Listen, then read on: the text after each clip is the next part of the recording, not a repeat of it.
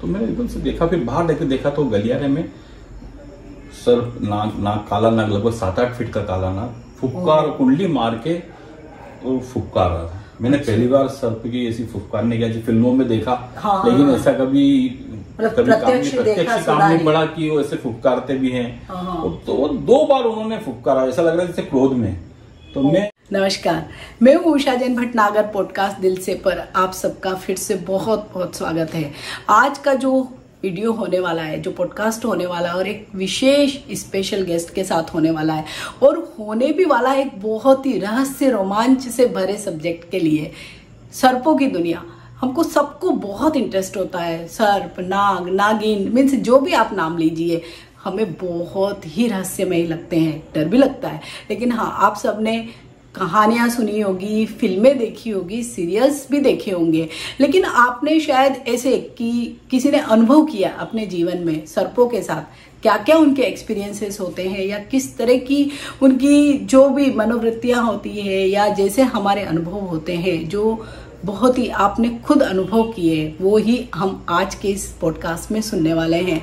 क्योंकि ऐसा माना जाता है कि जब कलयुग का प्रारंभ हुआ था तो इस धरती पर जितने भी नाग थे वो सभी पाताल लोक में चले गए थे, और जो एट प्रेजेंट अभी भी बहुत सर्प हैं हमारी इस पृथ्वी पर, हमें दिखाई भी देते हैं, गाय बगाए लगभग सभी लोगों को दिखाई देते हैं।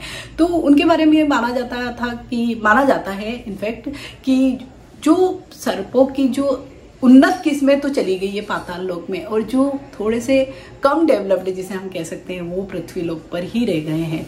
तो उनके साथ, हर सर्प के साथ, नाग के साथ अनगिनत किस्से जुड़े हुए हैं। तो आज का जो हमारा पॉडकास्ट है एक ऐसे ही व्यक्ति के साथ है जिसके अपने निजी अनुभव है सर्पों के साथ। तो स्टार्ट करते हैं कि आखिर क्या है सर्पों की ये रहस्यमय दुनिया। नमस्कार कुशल जी। नमस्कार। Welcome to our channel. तो आज बस हम आपसे आपके जो भी सर्पों के बारे में जो भी एक्सपीरियंसेस हैं आपके, आपका जो भी नॉलेज है इसके बारे में, उसके बारे में ही हम बातें करने वाले हैं जी।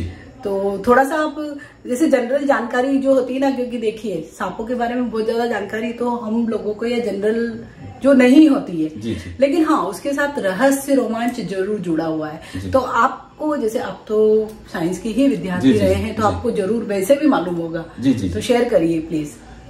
साइंस के विद्यार्थी होने के नाते हमें ये पढ़ाया जाता था कि सर्प की 4 प्रजातियां जहरीली होती है, वाइपर, नाजा, करेट, किंग कोबरा। उसके अलावा जो उसकी 96 प्रजातियां होती है वो जहरीली नहीं होती।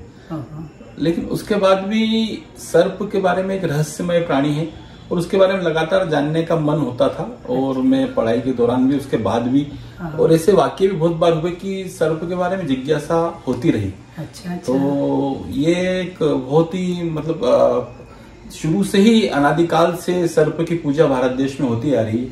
बहुत लोग विदेशों में तो ये भी कहते थे कि ये सर्प सांपों का देश है, सपेरों का देश है, और ये अनादिकाल से शायद चला आ रहा है। हर गांव, हर शहर में कहीं न कहीं सर्प के, नाग देवता के ओटले, मंदिर सभी कुछ है जी। और अपने आप तो जानते ही हैं कि उज्जैन में नागचंद्रेश्वर जी का मंदिर है, नाग पंचमी के दिन खुलता है, और त्योहारी पूरा, और उसी के लिए सब लोग पूजा करते हैं सर्प की। और तो सर्प सिर्फ एक प्राणी नहीं, एक जीव नहीं होकर एक आराध्य भी है, एक देवता के रूप में भी है, और बहुत रहस्यमय प्राणी है। तो इसके बारे में हम लोगों का शायद ज्ञान बहुत कम है। हाँ, ये मुझे ऐसा महसूस होता है, और हमेशा लगता है कि सर्प के बारे में बहुत ज्ञान कम है हमें। हाँ, और जैसे कई बार ऐसे माना जाता है कि जैसे जो हमारे पूर्वज होते हैं तो वो कोई न कोई एक ऐसी योनि में जब जाते हैं, आगे जो भी जर्नी होती है, तो वो सर्प योनि में भी जाते हैं। कई बार जो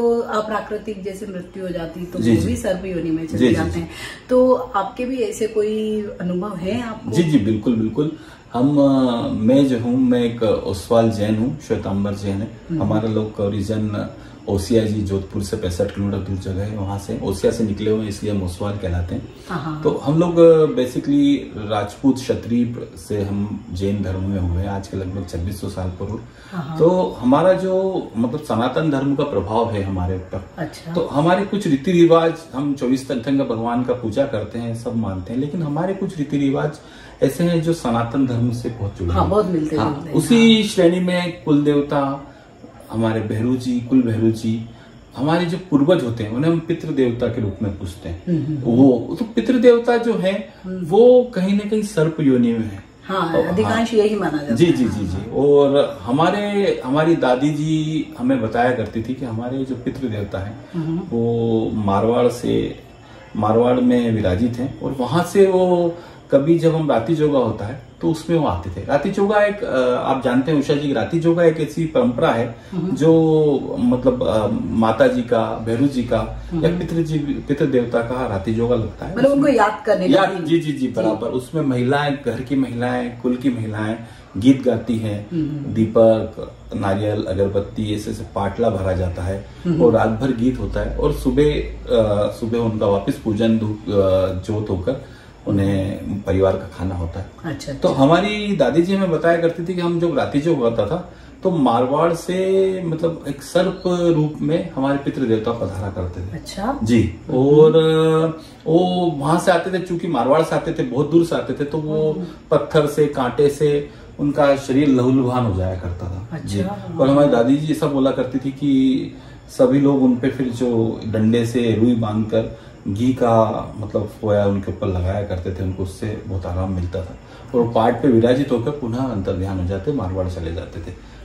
तो ऐसा जी जी जी बिल्कुल। और ऐसा सिर्फ सुना नहीं, हम लोगों ने महसूस किया है, एक बार हमने प्रत्यक्ष देखा भी है। अरे वाह। जी जी जी। हम बताइए क्या देखा जी। एक बार हमारे घर पे भी आज के लगभग 25-30 वर्ष पूर्व हमारे घर पे भी ऐसा प्रसंग बना राती जोगे का। मेरे स्वर्गीय पिता श्री भागवत जी जैन वहाँ जीवित थे, तो उन्होंने राती जोगा दिया। हमारा घर ऐसी जगह था जहाँ बहुत घनी आबादी थी आसपास। अच्छा। और हाँ, आसपास पर घनी आबादी वाला क्षेत्र था जहाँ मतलब सामान्यतः सर्प नहीं निकलता था, सांप कभी दिखाई भी नहीं देता था, नहीं ऐसा कोई पेड़ या ऐसा कुछ भी सर्प लाया किसी को जगह नहीं थी। अच्छा अच्छा। तो हम राती जोगा हुआ, सब गीत वीत हुए। उसके बाद मेरी बड़ी दीदी मधु देवी रुणवाल भी वहीं थी, उनके बच्चे भी वहीं थे। तो ऐसे सब लोग बैठे थे, बात कर रहे थे हम सभी। तो ऐसा पहली मंजिल पे हमारा घर था, तो उसने मधु दीदी ने ऐसा झांक के देखा तो उसे सीढ़ियों पे कुछ चमकीला दिखा। तो उसने पाया कि चमकीला है, तो उसने सोचा कि उसकी बड़ी बेटी का बेल्ट होगा ड्रेस का। तो उसने लेने के लिए झुकी तो उसे लगा कि इसमें कुछ हलचल हुई। तो उसने तुरंत हाथ ऊपर उठाया, फिर उसने गौर से देखा, उसने पापा को आवाज लगी, तो छोटा सुनहरे कलर का सर्प था था, और वो ऊपर की ओर सीढ़ियों के ऊपर बढ़ रहा था। हमारा जो पूजा स्थान था जहाँ पाठ लगा हुआ था, हाँ, वो उनकी ओर बढ़ रहा था। लेकिन तत्काल ऐसा हुआ कि सांप देखा और बच्चे भी ऊपर थे, तो हम उसको समझ नहीं पाए कि ये देवता के रूप में पधारे हैं और पाठ पे आने के लिए है। हम तुरंत समझे कि नहीं ये सांप है कोई, किसी बच्चे को, किसी बच्चे ऊपर तो भी काट नहीं ले, ऐसा करके हमने पापा एक डंडा लेके और धीरे धीरे करके उन्हें बाहर तक छोड़ा। तो वो चले गए, अंतर्ध्यान हो गए। लेकिन वो उसके बाद हमें बहुत देर बाद समझ में आया कि ये पितृ देवता थे, वो पाठ पे विराजित होने के लिए मारवाड़ से यहाँ आए थे। हमने सभी ने आंखों से देखा, बाद में अफसोस भी हुआ इस बात का, लेकिन जो हो गया सो जी बराबर। हाँ, मतलब ये बहुत ही अद्भुत और अविश्वसनीय भी लग रहा है कि मतलब वहां से आ रहे हैं यहाँ पे बिल्कुल आपके, और विशेषकर पूजा वाले दिन और राती जोगे वाले दिन ही। ये एक बड़ी सत्य घटना है। हाँ बिल्कुल, बहुत ही अविश्वसनीय जरूर लग रही है, लेकिन सत्य है। और जैसे आपके और भी कोई अनुभव इसी मतलब सर्पों से ही संबंधित हुए हैं? एक मैं जब दलोदा में मेरा स्टोन क्रेशर का व्यवसाय था, आज के लगभग 2008 या 9 की बात है। अच्छा। मैं वहाँ दलोदा में ही घर लेके रह रहा था। 4 लेन का निर्माण चल रहा था और इसी रोड पे हमारा घर था। अच्छा। मैं वहाँ किराए से रह रहा था और एक ब्राह्मण महिला का मकान था। हाँ, तो एक दिन दिवाली के आसपास का वक्त हुआ, दिवाली की साफ सफाई चल रही थी हमारे घर पे, और लगभग दिवाली से 15 या 20 दिन पूर्व की बात है। हम एक कमरे में मेरी धर्मपत्नी प्रीति सफाई कर रही थी, और दूसरे कमरे में मैं सफाई कर रहा था। मुझे ऐसा लगा कि प्रीति ने उधर से कोई बेल्ट फेंका। अच्छा। तो हाँ, बेल्ट फेंकने की जोर से आवाज हुई, तो मैंने अंदर से उसे बोला कि बेल्ट क्यों फेंका? तो उसने कहा नहीं, बेल्ट नहीं फेंका, मैंने कोई चीज फेंकी नहीं है। तो मैंने एकदम से देखा, फिर बाहर देखा तो गलियारे में सर्प, नाग काला नाग, लगभग 7-8 फीट का काला नाग फुफकार कुंडली मार के वो फुफकार रहा था। मैंने पहली बार सर्प की ऐसी फुफकारने की फिल्मों में देखा, लेकिन ऐसा कभी प्रत्यक्ष काम नहीं पड़ा कि वो ऐसे फुफकारते भी हैं। तो वो 2 बार उन्होंने फुफकारा, ऐसा लग रहा है जैसे क्रोध में। तो मैं जड़वत वही खड़ा रहा और उन्होंने मेरे सामने 2 बार फुफकारे हो और फिर खुद ही पलट गए हो। पलट के वो बाहर की ओर जाने लगे। मेरी पत्नी ने उन्हें डंडे से थोड़ा आगे तक उनको किया और उस जिस क्षेत्र से वो आए थे दरवाजे के उससे वो वापस उस दरवाजे से वो चले गए। अच्छा, ऐसा लगा जैसे कोई चेतावनी दी या हाँ जी नहीं कुछ नहीं सिर्फ उन्होंने कुछ नहीं किया, सिर्फ 2 बार फुफकारे और फुफकार के चले गए।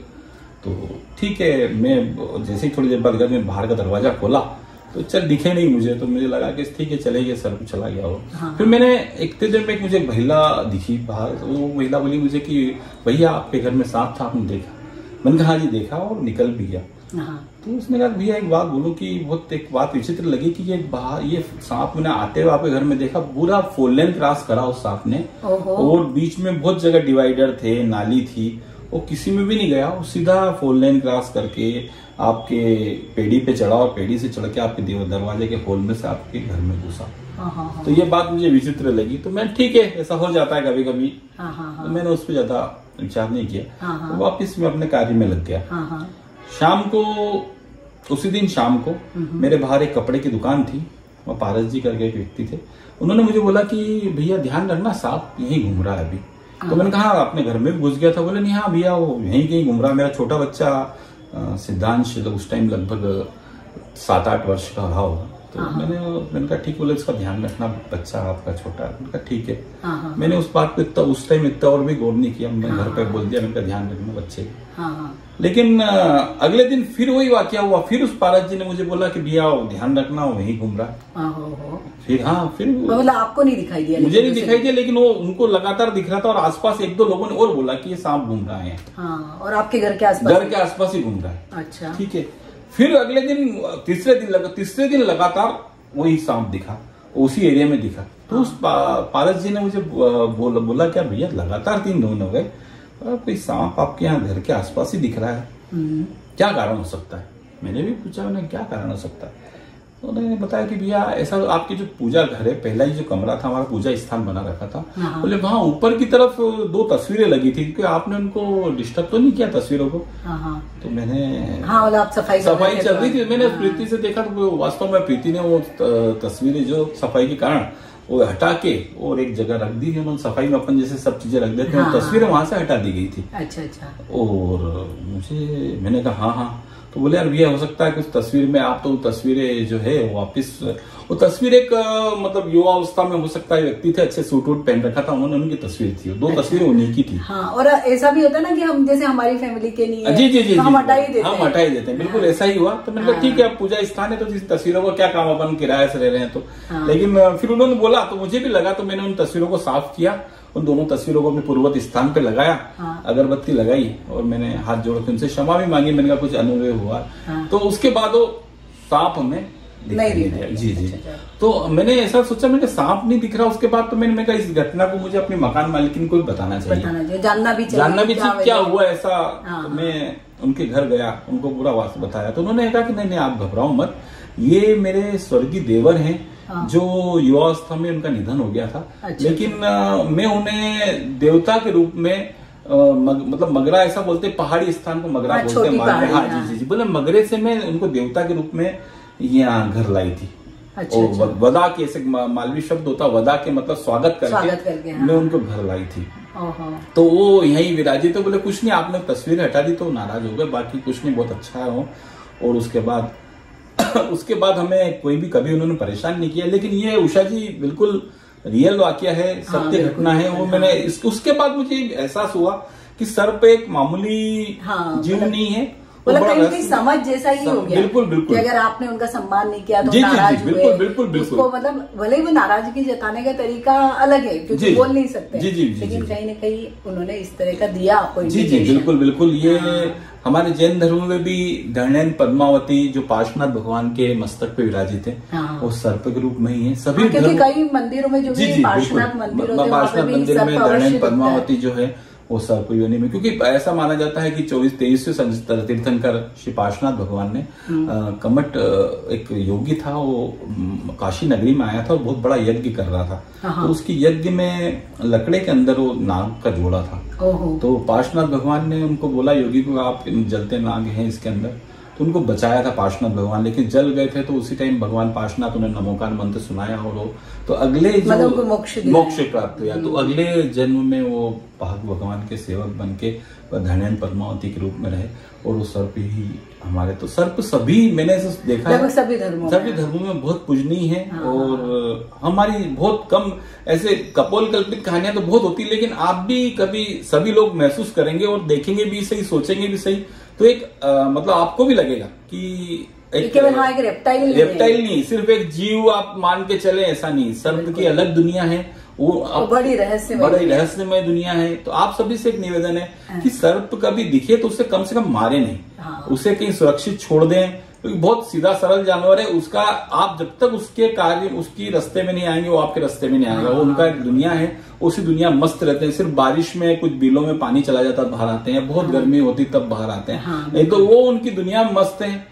तो उन्हें कृपया ऐसा थोड़ा मेरा मानना है कि ये बहुत आपका संदेश भी है पर्यावरण के प्रति, जीवों के प्रति, जीव दया के प्रति, क्योंकि हमने ये भी सुना है कि जब भी कभी जैसे हम कर देते हैं, हम या नाग नागिन का जोड़ा हो तो नागिन जैसे शायद सीरियल में दिखाते हैं, फिल्मों में दिखाते हैं, लेकिन हमने कई ऐसी सच्ची घटनाएं भी देखी सुनी है कि जहाँ नागिन बदला लेती है, कई सालों तक लेती है। जी, और कई सालों तक, और स्पेशल बहुत दूर से आके उस मतलब उस व्यक्ति से बदला लेके उसको मतलब काट, जब तक दंश नहीं करती उसको चैन नहीं पड़ता। कई बार देखा हमने। और एक ऐसे हमारे पड़ोस में एक गाँव में वाकया हुआ था कि एक व्यक्ति था, उसने खेत में उसके नाक को काट दिया कुल्हाड़ी से, तो वो नागिन उसकी आई शाम को ही उसके शरीर से जब तक वो लिपटी रही, जब तक वो मृत्यु प्राप्त नहीं हुआ व्यक्ति उसके। हाँ जी, और उसको मार के ही उसको हटाया गया, तो भी उसने मतलब उसका शरीर नहीं छोड़ा।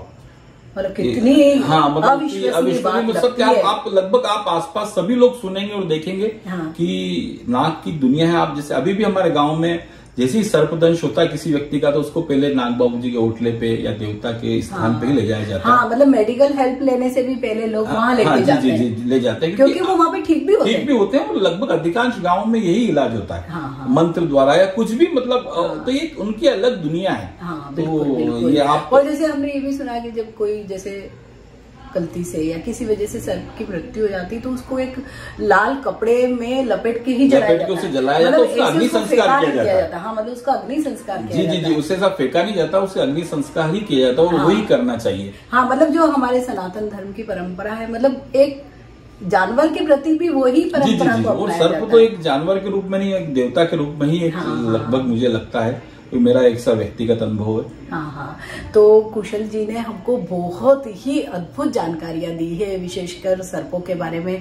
तो ऐसे ही आगे भी हमारे कई पॉडकास्ट होंगे जहां पर हम कुशल जी को जरूर इनवाइट करेंगे, क्योंकि इनका जो नॉलेज है वो बहुत ही जैसे विस्तृत कहते हैं ना, कई क्षेत्रों में है, और बहुत ही सटीक, तथ्यपूर्ण, बिल्कुल जैसे डे टू डे या डेट टू डेट जिसे हम कह सकते हैं, इनकी जानकारियां हैं।